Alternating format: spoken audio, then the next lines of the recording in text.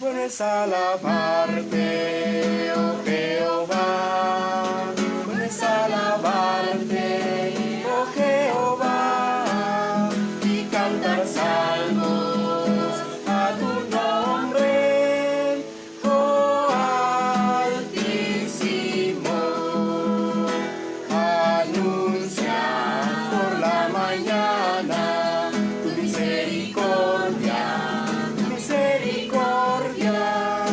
y tu fidelidad cada noche.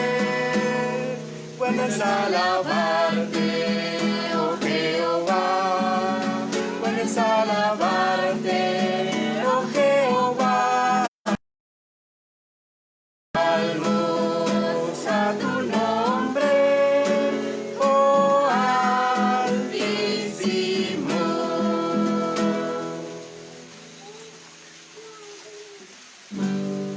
A Dios sea la gloria, a Dios sea la gloria, a Dios sea la gloria por lo que hizo por mí, con su sangre me ha limpiado.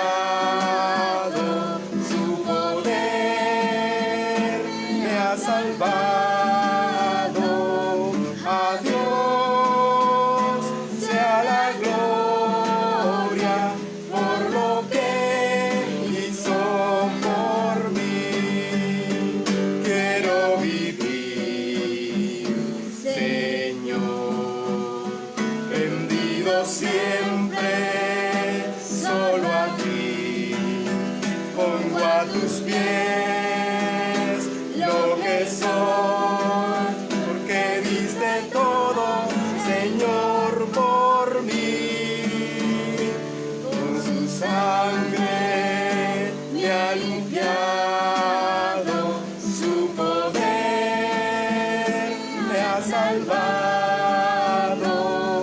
A Dios sea la gloria por lo que hizo por mí.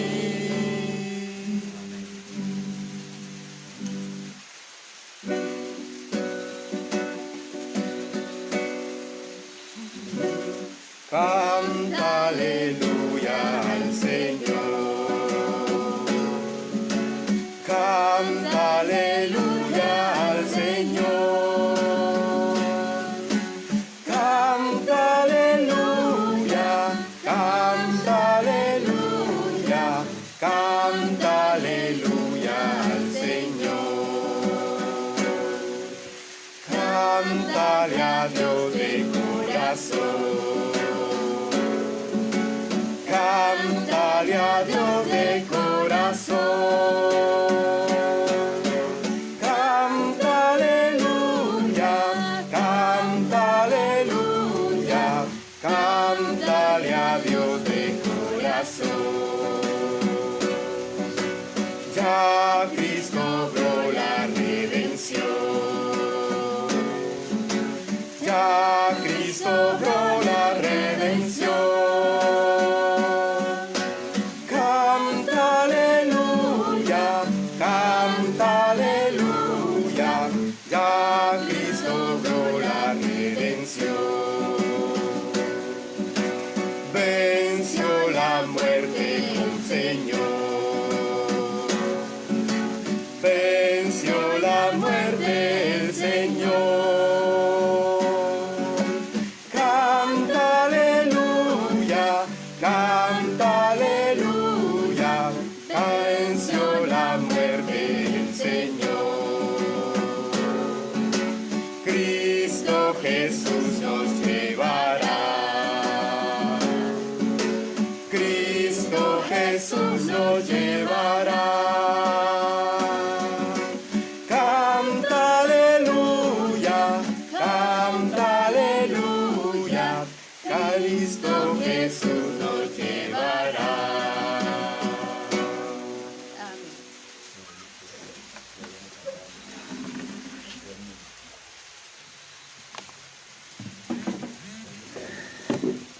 Muy buenas noches. Qué bueno reunirnos, qué bueno encontrarnos, qué bueno saludarnos. Y qué bueno empezar este tiempo con estas preciosas alabanzas que adoran el nombre del Señor. Es cordialmente bienvenido usted. Bienvenido a este estudio de la palabra del Señor. Cada miércoles, cada viernes, cada domingo está esa alegría especial porque, aunque sea de manera virtual, nos reunimos, ¿verdad? Y juntos podemos poner nuestros corazones para cantar al Señor, disponer nuestros corazones para aprender de su palabra, para conocer lo que el Señor quiere enseñarnos. Y no perdamos de vista que cada cosa que el Señor quiere enseñarnos, o cada verdad que el Señor quiere enseñarnos, es para que esa verdad afecte positivamente nuestra vida, para que esa verdad lleve nuestra vida en ese proceso de transformación. Así que bienvenidos los hermanos que estamos reunidos aquí en esta casa. Por aquí está cayendo una leve llovizna, así que van a escuchar ahí el sonido de la música de vez en cuando también. ¿Qué dice si me acompañan a Efesios capítulo 4? Porque hoy vamos a empezar a estudiar el capítulo 4 de Efesios. Hasta este momento hemos estudiado justo la mitad. Efesios tiene 6 capítulos y ya hemos estudiado 3. Una experiencia muy bonita, ¿verdad? Hemos aprendido tantas cosas de la carta que escribió el apóstol Pablo a los Efesios, y sin duda que también hemos sido desafiados a tomar decisiones en nuestra vida, a hacer ajustes, a revisarnos y a cambiar la forma en que hemos estado entendiendo la obra del Señor, en que hemos estado viendo la obra del Señor, y aún en la forma que nos ha estado afectando la obra del Señor a nosotros. Pero vamos a seguir, nos quedan 3 capítulos más, así que tenemos mucho que seguir estudiando de Efesios. Capítulo 4, hermanos, vamos a leer desde el versículo 1 hasta el versículo 10 de Efesios capítulo 4. Voy a dar un espacio de tiempo allí para que usted encuentre en su Biblia la carta de Efesios capítulo 4, sino para que vaya a buscar su Biblia, porque juntos debemos estudiar la Biblia, con Biblia en mano, Así se estudia la Biblia, con Biblia en mano. Dice entonces, versículo 1, yo pues, dice el apóstol Pablo, yo pues, preso en el Señor, os ruego que andéis como es digno de la vocación con que fuisteis llamados, con toda humildad y mansedumbre, soportándoos con paciencia los unos a los otros en amor, solícitos en guardar la unidad del Espíritu en el vínculo de la paz. Un cuerpo y un espíritu, como fuisteis también llamados en una misma esperanza de vuestra vocación. Un Señor, una fe, un bautismo, un Dios y Padre de todos, el cual es sobre todos y por todos y en todos. Pero a cada uno de nosotros fue dada la gracia conforme a la medida del don de Cristo. Por lo cual dice, y aquí Pablo está haciendo una referencia a una cita del Antiguo Testamento, por lo cual dice, subiendo a lo alto, llevó cautiva la cautividad y dio dones a los hombres. Y eso de que subió, ¿qué es sino que también había descendido primero a las partes más bajas de la tierra? El que descendió es el mismo que también subió por encima de todos los cielos para llenarlo todo. La idea principal que vamos a manejar en el estudio de hoy es esta.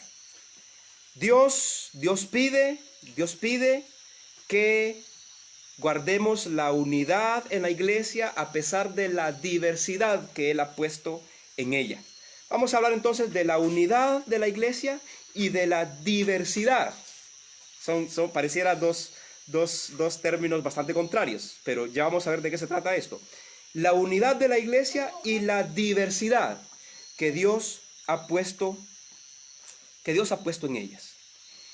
Uno de los temas principales, como les decía, que Pablo está enfatizando aquí, y quizá el tema principal, el tema toral aquí, es la unidad. Y lo otro de la diversidad que Dios ha puesto en la iglesia a través de los dones está estrechamente relacionado con la unidad, porque los dones que Dios ha dado a la iglesia y el ejercicio de los dones sirven para edificar la iglesia y para promover la unidad de la iglesia. Así que el tema principal del que vamos a estar hablando, o del que habla Pablo aquí y que nosotros vamos a estar reflexionándolo, es la unidad de la iglesia. Que por cierto, la unidad de la iglesia la logró Cristo en la cruz del Calvario. Pero nos da a cada uno de nosotros la responsabilidad de conservar la unidad. Y esa es una de las exhortaciones principales con las que nos vamos a encontrar esta noche. Guarden la unidad de la iglesia del Señor. Entonces, estos dos conceptos son muy importantes. La unidad de la iglesia la ganó, la logró, la conquistó Cristo en la cruz. Recordemos que en el capítulo 2 hablábamos del sacrificio de Cristo, de la cruz de Cristo como el sacrificio de reconciliación. Y al reconciliarnos, Dios estableció la paz para la iglesia. Y el vínculo de la paz es la unidad. Así que Cristo conquistó la unidad de la iglesia en la cruz. Y la responsabilidad nuestra es avivar esa unidad, cuidarla, guardarla, fortalecerla. Así que empecemos por el versículo 1 del capítulo 4. Dice el apóstol Pablo en el versículo 1, yo pues, preso en el Señor. Hagamos un alto allí, porque allí Pablo acaba de decir algo que ya lo había dicho una vez, antes que esta. Yo pues, preso en el Señor. En el 3.1, Pablo había hecho esa referencia a sí mismo como un prisionero de Cristo. Dice el versículo de 1 del capítulo 3. Por esta causa yo, Pablo, prisionero de Cristo. Y en el 4.1, él se presenta a sí mismo como preso en el Señor. Lo que todo esto significa es que Pablo está preso en una cárcel en Roma por la causa del Evangelio, por causa de la predicación del Evangelio. Así que la cárcel de Pablo, el encarcelamiento de Pablo, nos recuerda dos cosas. Nos hace ver la fidelidad de este hombre al Señor. Porque Pablo está preso por la fidelidad de él a la predicación del Evangelio a los gentiles. Recuerda en los estudios pasados que él dice, Dios me reveló el misterio que era la predicación del Evangelio a los gentiles, porque la salvación de Dios estaba para ellos. Y Pablo dice, se me delegó el ministerio de aclarar, de predicar el Evangelio a los gentiles. Y ahora está preso por causa de la predicación del Evangelio a los gentiles. Así que las cadenas, la cárcel del apóstol Pablo nos recuerda su fidelidad. Muchas veces Pablo fue consciente y sabía que lo que estaba en el futuro para él era cárcel. Eran sufrimientos, eran aflicciones. Y en ese contexto él dijo, pero de ninguna cosa hago caso, ni estimo preciosa mi vida para mí mismo, con tal que acabe mi carrera con gozo y el ministerio que recibí del Señor Jesús, para dar testimonio del Evangelio, de la gracia de Dios. Pablo sabía que adelante, al frente del ministerio que él hacía, lo esperaban cárceles. Sin embargo, él no desistió de su ministerio. Así que la cárcel del Pablo nos recuerda la fidelidad de él al Señor y a su misión. Pero su cárcel en este momento, su prisión, también nos dice que Pablo es el hombre más calificado hasta este momento para dar la exhortación que a continuación va a dar a la iglesia de Éfeso. Mire, esto de exhortar a la iglesia o de exhortar a los cristianos en el nombre del Señor o en nombre de la palabra, no es una cosa tan simple y tan fácil. No es solamente de decirle a la gente lo que está haciendo bien o lo que está haciendo mal. Es un asunto de modelarlo primero en nuestra vida. Si alguien siente que tiene el don de la exhortación, esa persona debe entender que tiene una responsabilidad de ser modelo, ¿ya?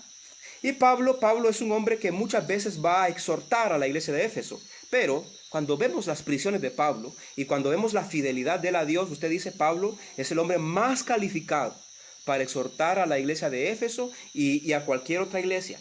Así que quería mencionarles ese detalle sobre la prisión de Pablo. Y aquí viene la exhortación que el apóstol Pablo hace. Dice, todo el versículo 1 dice, yo pues, preso en el Señor, os recuerdo, o digo, os ruego que andéis como es digno de la vocación con que fuisteis llamado. Aquí está el primer mandamiento del apóstol Pablo a la iglesia de Éfeso.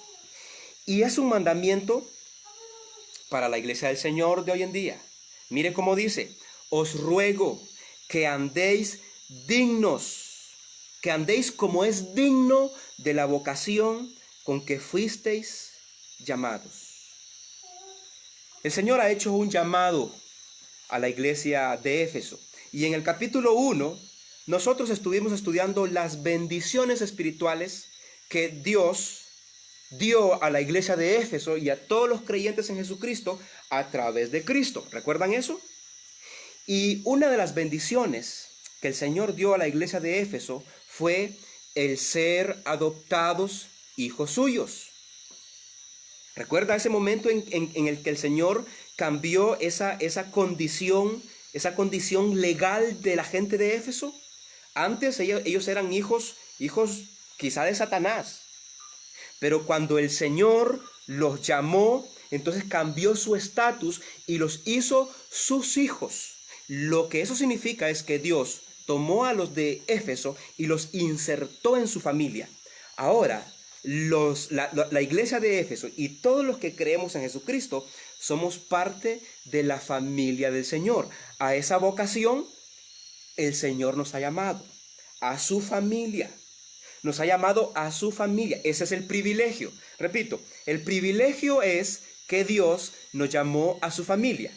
Pero usted debe entender que siempre que la Biblia habla de los privilegios que el Señor ha dado a los creyentes, también habla de las responsabilidades que ese privilegio representa para nosotros.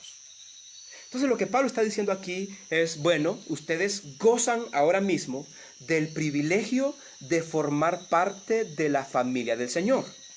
El privilegio. Y gloria a Dios por eso. Usted y yo también gozamos de ese privilegio. Pero Pablo dice, aquí viene la responsabilidad. La responsabilidad es, dice, que anden como es digno de esa vocación.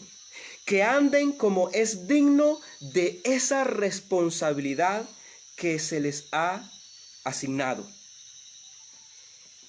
Entonces, ya poniéndolo en el punto homilético, lo decimos así. Cada creyente debe ser fiel en promover la paz en la familia de Dios. Hermano y hermana, apreciado, usted y yo estamos en la familia del Señor, en ese cuerpo del Señor que se llama la iglesia. Estamos dentro de esa familia. Y dentro de esa familia tenemos responsabilidades. Y lo que vamos a aprender aquí de Pablo es que una de las responsabilidades que tenemos en la familia del Señor es promover la unidad en la iglesia del Señor. Cuidar la unidad en la iglesia del Señor. Entonces el versículo 2 de Efesios 4 dice, con toda humildad. O sea, lo que está diciendo en el versículo 2 Pablo es cómo debemos conducirnos en la familia del Señor. Que andéis como es digno de la vocación con que fuiste llamado. ¿Cómo debemos andar en la familia del Señor? Primero dice, con toda humildad, con mansedumbre, soportándoos con paciencia los unos a los otros.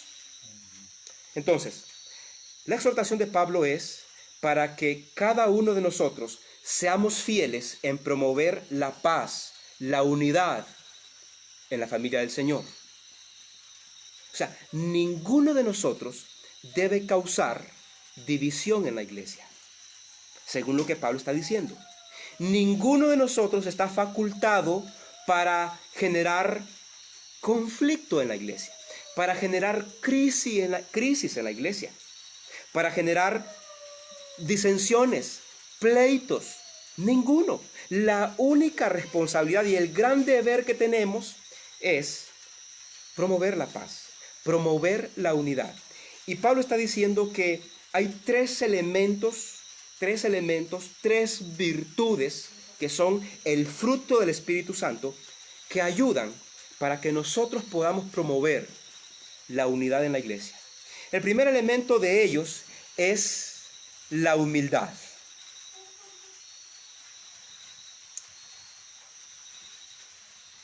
Es la humildad. Dice el versículo 2, con toda humildad, luego con toda mansedumbre, soportándoos con paciencia los unos a los otros. Alguien dijo que la humildad es la primera, es la segunda y es la tercera esencia del cristianismo. La primera, la segunda y la tercera esencia del cristianismo. Lo que está diciendo es que la humildad es una columna importante en el cristianismo. Humildad en este caso es reconocer que hoy estamos en la familia del Señor, no por los méritos nuestros, sino por la gracia del Señor. ¿Se da cuenta? Cuando nosotros nos vemos en la familia del Señor y creemos que nosotros hicimos méritos para estar allí, estamos lejos de la humildad. Porque si estamos en la familia del Señor es por la misericordia del Señor, por la gracia. Recuerde, antes éramos llamados sin circuncisión, estábamos lejos de Cristo, lejos de la ciudadanía de Israel, sin los pactos, sin las promesas, sin la esperanza, sin Dios en este mundo. Y si ahora estamos en la familia del Señor, tiene que ser por su misericordia, tiene que ser por su gracia. Humildad, hermanos, humildad es entender que no estamos por encima de ningún hermano en la familia del Señor. Eso es humildad. No estamos por encima de ningún otro hermano en la familia del Señor. Humildad en este contexto es reconocer que somos responsables de cumplir nuestros deberes para con nuestros hermanos. ¿Se da cuenta? Tenemos responsabilidades hacia el resto de los miembros de esta familia. Y humildad es eso. Humildad es entender que no tenemos distintivos especiales en relación con nuestros hermanos en la fe. Si tenemos distintivos, los tenemos todos. Pero nadie tiene distintivos sobre los otros creyentes. Eso es humildad. No vernos más allá de lo que realmente somos. Todos y cada uno de nosotros somos miembros de la familia del Señor y somos importantes. Y en esa familia, Pablo dice, andemos con humildad. La humildad promueve la unidad. La arrogancia, que por cierto, cuando hablamos de humildad, la mejor ilustración, el mejor modelo que tenemos de humildad es la persona de Jesucristo. Pero lo antónimo de la humildad es el orgullo, es la soberbia. Y cuando hablamos de la soberbia y el orgullo, el mejor modelo que tenemos para ello es Satanás. ¿Se da cuenta? Entonces Pablo está diciendo, anden como es digno de la vocación con que fuiste llamados. Fueron llamados a la familia como un privilegio, a la familia de Dios como un privilegio, pero en esa familia tienen responsabilidades. Anden como es digno de esa responsabilidad. Primero, siendo humildes. Siendo humildes. No tenemos, nadie tiene distintivos especiales. Nadie. Lo segundo, dice Pablo, siendo mansos. Jesús dijo, aprended de mí, que soy manso y humilde de corazón. Jesús sigue siendo nuestro modelo para la mansedumbre. ¿Y qué es mansedumbre? Mansa es aquella persona que es lenta para insistir en el reclamo de sus derechos. Mire, en el cristianismo y en la familia del Señor, cuando todos empezamos a reclamar nuestros derechos, la unidad se debilita. La paz del Señor se vulnera. Cuando empezamos a reclamar derechos y descuidamos nuestras responsabilidades. Entonces, manso es aquel que no está ansioso por reclamar sus derechos. Mansedumbre, hermanos, es cuidar de los intereses de la familia completa antes que cuidar de los intereses míos. Mire qué bonito esto. No pierda de vista esto. Mi responsabilidad en la familia del Señor es cuidar de los intereses de toda la familia. Ese es un principio, hermanos, que siempre va a hacer que la familia se mantenga saludable. Es un principio que siempre hará que la familia se mantenga sólidamente unida. Pero cuando un miembro de la familia se levanta para reclamar sus derechos y para cuidar sus intereses, entonces la unidad de la iglesia, la unidad de la familia del Señor se debilita. Entonces, mansedumbre es cuidar de los intereses de los demás. Y si hay chance, pues vemos cómo nos cuidamos a nosotros mismos. Pero mire cómo es esto de lindo. Porque si en la familia del Señor me ven a mí como miembro de esa familia, que yo cuido del resto de la familia, téngalo por seguro que la familia, el resto de la familia va a cuidar de mí. Así que nos conviene mejor que la familia vele por nuestros intereses a que nosotros mismos velemos por los nuestros. Pero claro, la familia de Dios vela por nuestros intereses cuando nosotros velamos por los intereses de ellos. Eso es mansedumbre. Mansedumbre también es el que no agravia a su hermano por causa de sus intereses personales. Es el que no causa heridas en el hermano por causa del reclamo de sus derechos. A veces reclamar los derechos nos hace bélicos, nos hace agresivos. Así que Pablo está hablando de dos virtudes que promueven la unidad. Primero, mansedumbre.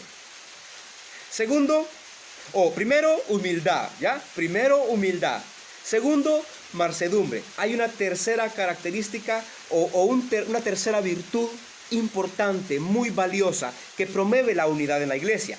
Y esa está allí siempre en el versículo 2.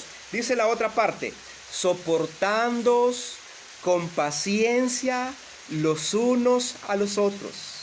Repito, soportándoos con paciencia los unos a los otros. ¿Qué es soportar con paciencia? La idea que está atrás de esa frase es que inevitablemente en la familia del Señor vamos a encontrarnos con personas con quienes no vamos a estar de acuerdo en muchos temas. Vamos a encontrarnos con personas con quienes nuestras ideas no van a simpatizar. Y posiblemente también nos encontremos con personas que podrían causarnos algún malestar, que podrían causarnos algún daño, que podrían causarnos alguna pérdida, que podríamos causarnos algún agravio. Incluso mismo nosotros podríamos ser esa persona que causa todo eso. Pero el consejo de Pablo porque Pablo no descarta esta realidad. Pablo dice, esta es una realidad en la iglesia, porque en la iglesia estamos formados por personas pecadoras y vamos a fallar. Y en ese caso Pablo dice, cuando surjan estos casos, entonces soportémonos con paciencia los unos a los otros. La iglesia está formada por personas con diferentes maneras de pensar, con diferentes maneras de reaccionar. Y eso hace necesario que cultivemos la tolerancia, de esa tolerancia buena, que cultivemos la virtud de el soportarnos día a día, el soportarnos experiencia a experiencia, los unos a los otros. Pero, ¿qué es esto de soportarnos los unos a los otros?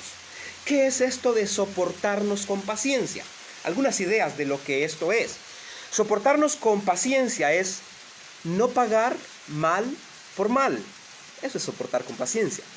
Soportar con paciencia es hacer bien al que nos hace el mal.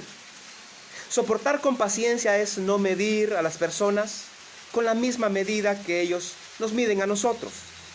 No responder de la misma manera con que ellos nos tratan. Eso es soportarnos con paciencia. ¿Se da cuenta? Soportarnos con paciencia, como dijo Romanos al final del capítulo 12, es no ser vencidos de lo malo, sino vencer con el bien al mal. Soportarnos con paciencia es dejar cualquier causa en las manos del Señor y no convertirnos nosotros mismos en justicieros. Entonces, el soportarnos con paciencia, hermanos, el soportarnos con paciencia promueve la unidad en la iglesia del Señor. Así que, tres preciosas virtudes que usted y yo tenemos la responsabilidad de vivirlas, de cultivarlas allí en el seno de la familia del Señor.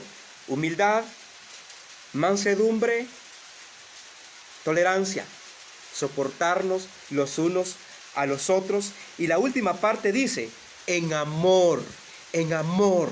Hermanos, si nosotros no amamos a nuestros hermanos, no vamos a relacionarnos en humildad, no vamos a relacionarnos en mansedumbre, no vamos a soportarles con paciencia.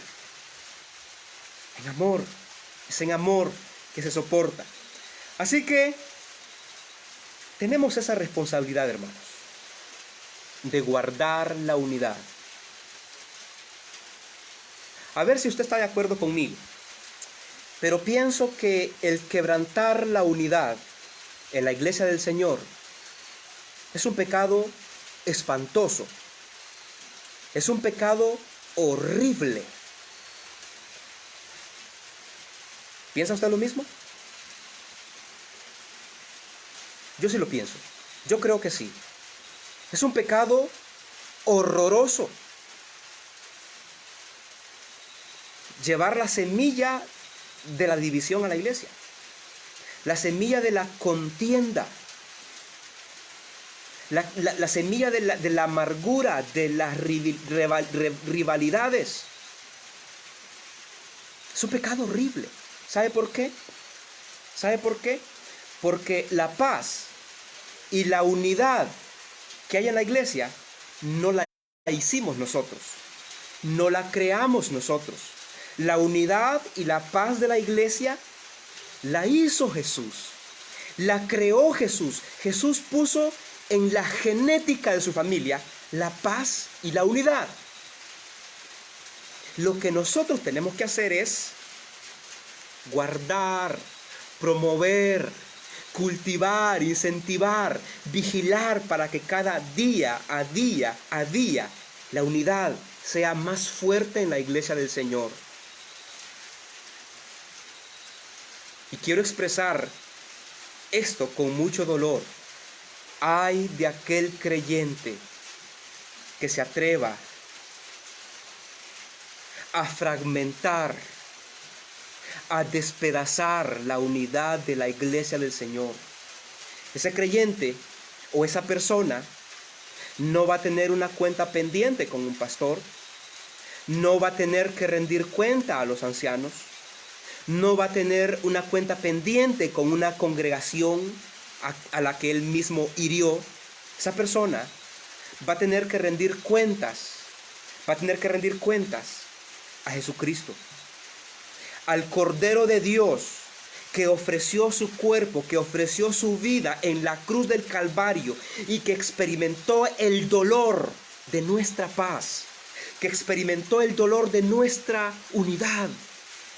Ante esa persona tendrá que rendir cuentas el que divide la iglesia del Señor.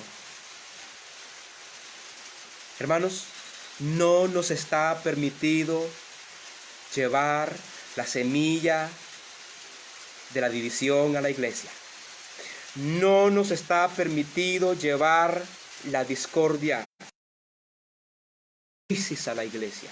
No nos está permitido.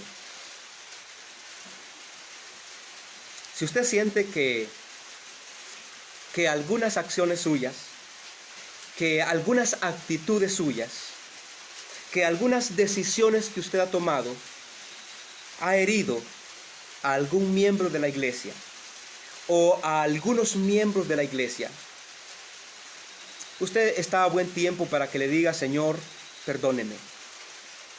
Yo estoy hiriendo algo que usted ha estado sanando. Yo he estado atentando contra algo que usted conquistó en la cruz: la reconciliación, la unidad, la paz. Y ayúdeme y deme sabiduría para ser un pacificador en la familia suya, para ser alguien que promueva la paz, la unidad, la edificación de la iglesia. Y si así lo pedimos al Señor, esa es una de las peticiones que el Señor no va a desestimar. Y pidamos perdón también, porque si a alguien herimos, pecamos contra Dios. Por el otro lado, si alguien lo ha agraviado a usted, la ha agraviado, la ha herido, lo ha herido, dígale al Señor que le dé fuerza para perdonar y que el Señor sane su corazón. Porque ese hermano que lo hirió es un hermano suyo. Es alguien que fue redimido por el Señor Jesús. Y hay que volver a la paz con ese hermano. Porque antes de cualquier interés personal está la unidad y la paz de la familia del Señor. ¿Qué le parece? ¿Qué opina? ¿Qué piensa de esto? ¿No cree que tenemos una gran responsabilidad atrás de ese gran privilegio que se nos dio? El privilegio que se nos dio, repito, es ser parte de la familia del Señor, el ser adoptados hijos suyos. Tremendo privilegio. Pero qué tremenda responsabilidad cuidar la paz del Señor. Hermanos, que el Señor nos dé sabiduría, que la gracia del Señor nos siga capacitando para promover la unidad en la iglesia, la paz, promover la paz en la iglesia. Pero quiero que hablemos de un segundo elemento que también deja una tremenda contribución a la unidad de la iglesia. Bueno, pero antes de ello, quiero que miremos algunos elementos que orquestan la unidad, de la iglesia. Ya vimos 3 virtudes que nosotros debemos cultivar para avivar la unidad en la iglesia del Señor. Revisemos así rápidamente algunos elementos que hacen que la unidad en la iglesia sea sólida. Teológica de la unidad, la base bíblica de la unidad, aparte del sacrificio de Cristo en la cruz. Dice el versículo 3: solícitos en guardar la unidad del Espíritu en el vínculo de la paz. Y usted y yo, que somos llamados a vivir en paz, a vivir en unidad, tenemos muchas cosas en común. Y esas cosas son estas: un cuerpo. No está hablando de un cuerpo, de este cuerpo físico. Cuando Pablo habla de un cuerpo, está haciendo referencia a la iglesia, al pueblo del Señor. Todos los creyentes del mundo formamos parte de un mismo cuerpo. Tenemos eso en común. ¿Se da cuenta? Tenemos eso en común. Somos parte de un cuerpo. Entonces, un cuerpo, luego un espíritu. Qué precioso. El Espíritu de Dios que está en usted, morando en este momento, está en el mío. En Cristo, de todo el mundo, el Espíritu Santo. Eso nos hace un solo pueblo y nos obliga a vivir en unidad. Entonces, un cuerpo, un espíritu, dice, una misma esperanza. ¿Sabe cuál es la esperanza que tenemos en común todos los creyentes del mundo? La gran esperanza no es que no nos va a dar el COVID-19. Hay una esperanza más maravillosa que esa, que posiblemente nos dé el COVID-19. No hay una promesa en la Biblia que diga que los creyentes estamos blindados contra las aflicciones de este mundo. Pero claro, hay una esperanza que sobrepasa y que va más allá de cualquier aflicción. pues tengo por cierto que las aflicciones del tiempo presente no son comparables con la gloria venidera que en nosotros ha de manifestarse. Y de hecho, la esperanza que tenemos todos los creyentes está orientada hacia esa gloria venidera, nuestra salvación. Así que vamos hablando de tres cosas que tenemos en común los creyentes: un cuerpo, pertenecemos a un solo pueblo; un espíritu; una esperanza. Número 4, un Señor. ¿Saben quién es nuestro Señor? Los creyentes no tenemos diferentes señores, aunque algunos nos perdemos en el camino y hacemos Señor a algunas cosas. Pero tenemos en la realidad un solo Señor, nuestro amado Jesucristo. Él es nuestro Señor, el Señor de todos los creyentes. Quinta cosa que tenemos en común: una fe. Fue a través de la misma fe que todos los creyentes venimos a Jesucristo. Y es exacta la misma fe la que nos sostiene, aún en tiempos difíciles, en nuestro Señor. Entonces, repasamos: tenemos un cuerpo en común, un espíritu en común, una esperanza, un Señor, una fe, un bautismo. Fuimos bautizados con el Espíritu Santo, todos los creyentes. Y el versículo 6 dice, finalmente, tenemos un Dios y Padre de todos. ¡Qué lindo! ¿Sabe, hermano? Que el Dios Todopoderoso, que está en los cielos y que está en todo lugar, no solamente es mi Padre, no solamente es el Padre suyo, Él también es el Padre de aquellas personas con quienes no simpatizamos demasiado. Es el Padre de ellos y que son creyentes. Es el Padre de la persona a quien nosotros hemos hecho daño, del hermano en Cristo a quien nosotros hemos hecho. Es el Padre. Es el Padre también de la persona, del hermano en Cristo que nos hirió. Es el Padre. Tenemos en común un solo Padre. Entonces, lo que está diciendo Pablo aquí es que usted y yo y toda la iglesia tiene tantas cosas en común que si nos dejamos llevar por el sentido común, la conclusión sería: debemos vivir en unidad. Somos más parecidos que diferentes. Y aunque somos tan diferentes en muchas cosas, somos más parecidos que diferentes. Tenemos más cosas en común que en diferencia. Así que, hermanos, este es un precioso llamado a la vida en unidad. Quiero hacer un llamado, un reto, una exhortación a la iglesia, Jesús el buen pastor, a que vivamos en la unidad del Espíritu, en la unidad, en el vínculo de la paz, porque ese es un llamado que el Señor nos ha hecho como miembros de su familia. Y si este pastor de ustedes alguna vez ha hecho algo que fue como un atentado hacia esa unidad, perdónenme.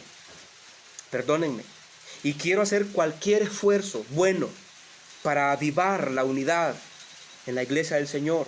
Y usted, que es miembro de alguna otra iglesia, aporte más allá de un granito de arena para que la unidad y la paz prevalezca en la iglesia del Señor. Si va a venir la discordia, si va a venir la disensión, la división, que venga de cualquier otra persona, menos de usted. Porque vamos a tener que rendir cuentas al Señor. Así que hay suficientes razones para cultivar la unidad del Señor. Vamos a ir terminando y leemos el versículo 7. Pasemos al versículo 7. Pareciera que cuando nosotros llegamos al versículo 7, el apóstol Pablo toma un giro totalmente diferente al que viene desarrollando.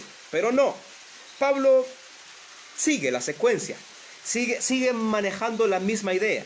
Mira el versículo 7 dice: pero a cada uno de nosotros fue dada la gracia conforme a la medida del don de Cristo.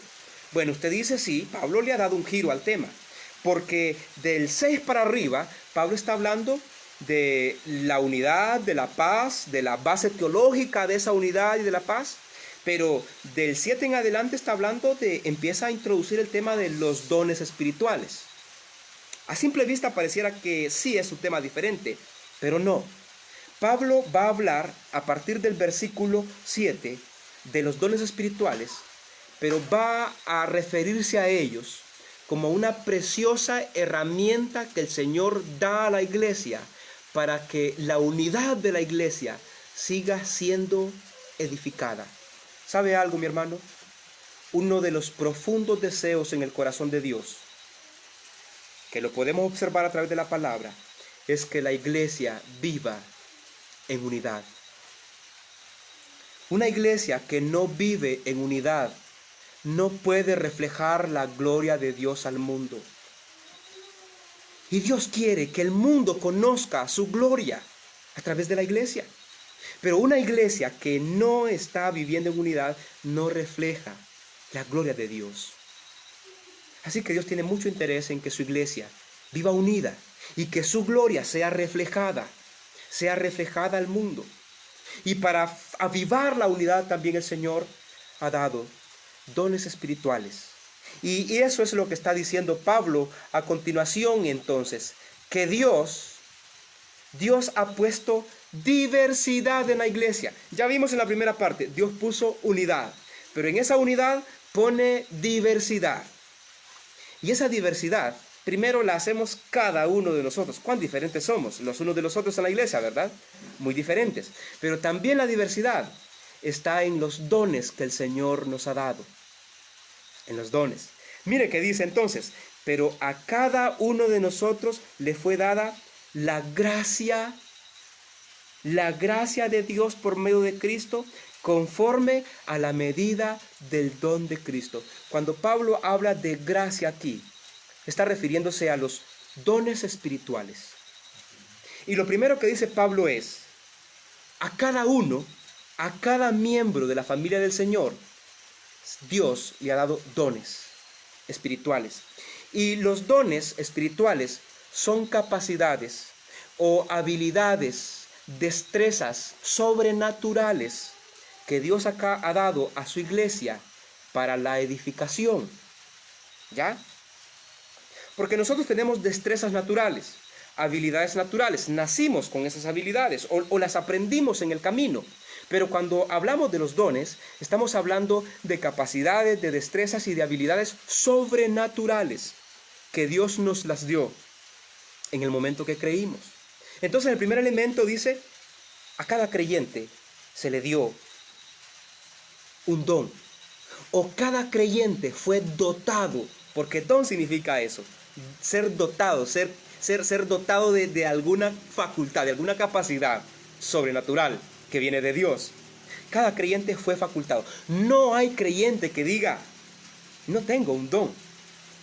Pero mire qué más dice el versículo. Pero a cada uno de nosotros fue dada la gracia, los dones no son dados conforme al mérito del creyente. Los dones son dados por el Señor por su gracia. Quizá yo no merezco los dones que el Señor me dio. Usted no merece el don o los dones que Dios le dio. No lo merece. Así que los dones son la expresión de la gracia de Dios. Por eso aquí Pablo se refiere al don como gracia. Y lo último en este versículo es que los dones fueron dados conforme a la medida del don de Cristo. Lo que esto significa es que los dones fueron dados conforme a los límites que Cristo asignó. Quien decidió mis dones fue Cristo. No los escogí yo. Sus dones no los escogió usted. Es el don o son los dones que Cristo quiso darle. Eso significa conforme a la medida del don de Cristo.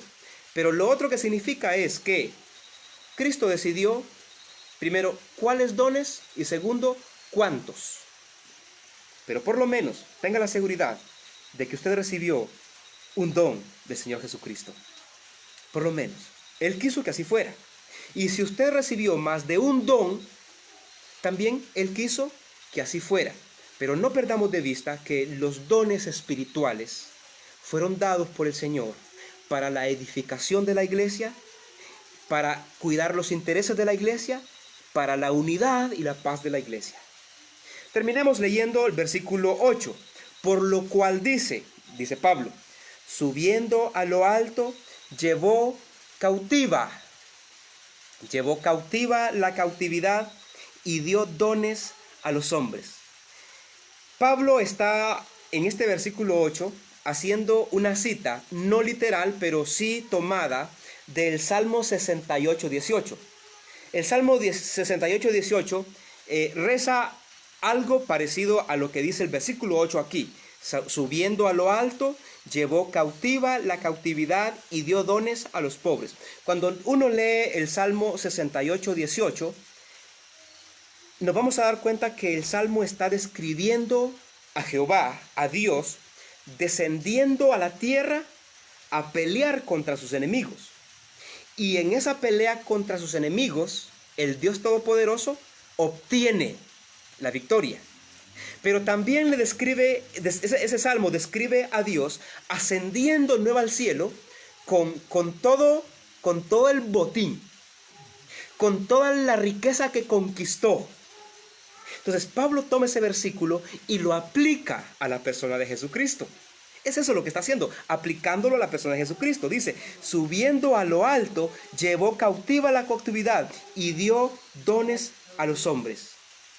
Hermanos, en algún momento de la historia, Cristo vino a la tierra con una misión poderosamente noble. Aquí en esta tierra habían millares de personas sometidos a la esclavitud del pecado. Esclavizados por Satanás, por el pecado, por la muerte. Era una desgracia la que había aquí. Y el Señor dice, voy. Al finalizar su ministerio, después de su resurrección, ¿de dónde vino? Regresar. Pero Cristo ya no regresa con las manos vacías. Cristo regresa con sus manos ocupadas. Cristo regresa a los cielos como el dueño de un nuevo pueblo. Cristo regresa a la presencia de Dios como el dueño de la iglesia y lleva en su mano la conquista sobre la muerte, sobre el pecado y sobre Satanás. Así que la aplicación que hace Pablo del Salmo 68:18 es linda a la persona de Jesucristo. Ahora, uno dice, ¿quién faculta a Cristo para que dé dones a los hombres? ¿Quién faculta a Cristo para que dé dones a la iglesia? Pues la cruz, su muerte, su resurrección, su victoria sobre Satanás, su victoria sobre el pecado, sobre la muerte, eso lo faculta. Así que, hermanos, los dones que Dios da a la iglesia son el fruto de la conquista suya en la cruz del Calvario. Y esos frutos nos lo da para la edificación de la iglesia. El domingo vamos a seguir hablando de los dones. Vamos a quedarnos aquí hoy, que quiero terminar leyendo estos versículos. Dice el versículo 9, y eso de que subió, ¿qué es? Sino que también había descendido primero a las partes más bajas de la tierra. El que descendió es el mismo que también subió por encima de los cielos para llenarlo todo. Entender estos versículos es importante para entender del por qué es Cristo quien da dones a la iglesia. Dice Pablo, este que descendió o este que ascendió es el mismo que descendió a las partes más bajas de la tierra. Este versículo no está hablando del descenso de Cristo a un submundo. No está hablando de eso. Pablo está haciendo una referencia aquí a la humillación a la que Cristo se sometió cuando vino a la tierra. La expresión, las partes más bajas de la tierra, se refiere a la humillación a la que Cristo se sometió para luego convertirse en el autor y en el dador de los dones para la iglesia. Y esto tiene sentido porque aquí Pablo va a hacer referencia a dos extremos: las partes más bajas de la tierra y las partes más altas de los cielos, que es una referencia a la exaltación de Jesucristo.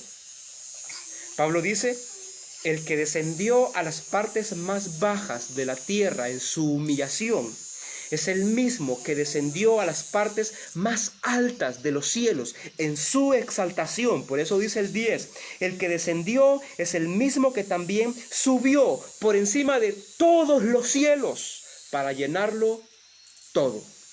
Así que, mis amados hermanos, la exhortación principal de la palabra del Señor para nosotros esta noche es: guardemos la unidad y la paz en la iglesia del Señor. Y para ello nos pide que nos conduzcamos en humildad, en mansedumbre y soportándonos con paciencia los unos a los otros. Y el apóstol Pablo nos recuerda la base teológica de nuestra unidad. Usted y yo y cualquier hombre que forma parte de la iglesia del Señor está en un solo cuerpo, un solo espíritu, una misma esperanza, un Señor, una fe, un bautismo, un Dios y Padre de todos. Y finalmente Pablo dice, Él también nos ha dado dones. Y los dones puestos en ejercicio, puestos en función, se convierten en una tremenda contribución a la unidad de la iglesia. Quiero terminar leyéndole estas conclusiones. Primero, usted y yo tenemos la gran responsabilidad de cuidar la paz y la unidad en la familia de Dios. En esa familia Dios nos manda a conducirnos en humildad, mansedumbre y soportándonos con paciencia los unos a los otros. Segundo, para ser fieles a esta responsabilidad, usted y yo debemos deponer el orgullo. Debemos aterrizar y aceptar que no somos más que ningún otro hermano de la familia del Señor. Debemos vernos a nosotros mismos como un miembro más, igual que todo el resto de los miembros de la familia del Señor, sin distintivos especiales. Tercero, para ser fieles a nuestra responsabilidad, debemos seguir creciendo en el amor de Dios, en el amor a Dios y en el amor a nuestro. Y finalmente, para ser fieles a nuestra responsabilidad de cuidar la paz y la unidad de la iglesia, debemos identificar el don que el Señor nos ha dado y debemos ejercitarlo. Cuando ejercitamos nuestros dones, hermanos, edificamos la familia del Señor y fortalecemos su unidad. Desde ya les recuerdo que el próximo domingo vamos a terminar de estudiar el tema de los dones. El beneficio que los dones dejan a la iglesia del Señor. Permítanme orar por ustedes antes de concluir este tiempo. No sin antes agradecer su compañía, agradecer su presencia y su acompañamiento en este estudio bíblico. El domingo nos encontramos a las 10 de la mañana. Padre nuestro que estás en el cielo, hay mucho agradecimiento en nuestro corazón por la palabra que tú nos das, por la oportuna palabra que recibimos de ti, Señor. Te agradecemos, te alabamos, te bendecimos. Gracias porque tu palabra nos alienta, tu palabra nos anima, tu palabra también pone desafíos que no son fáciles, Señor, pero tú nos has capacitado para ser obedientes a tu palabra y no nos pides en la Biblia nada que nosotros no podamos obedecer. No nos pides nada que nosotros no podamos poner en práctica. Gracias, Señor, porque nos vas a ayudar a cultivar, a promover, a guardar la unidad, la paz en tu iglesia, en tu familia. Rogamos por todos nuestros hermanos para que tú sigas guardando de ellos, para que tú sigas cuidándolos, para que tú sigas haciendo provisión, Señor. Hay hermanos que tienen dificultades con la provisión para su sostenimiento, para su alimentación, para cubrir los costos básicos de la familia. Señor, pedimos para que tú tengas misericordia y para que tú hagas esa provisión a nuestros hermanos, para que ellos puedan ver tu gloria a través de tu mano proveedora. Y permite, Señor, sobre todas las cosas, que este tiempo de crisis también afirme nuestra fe en la persona de Jesucristo.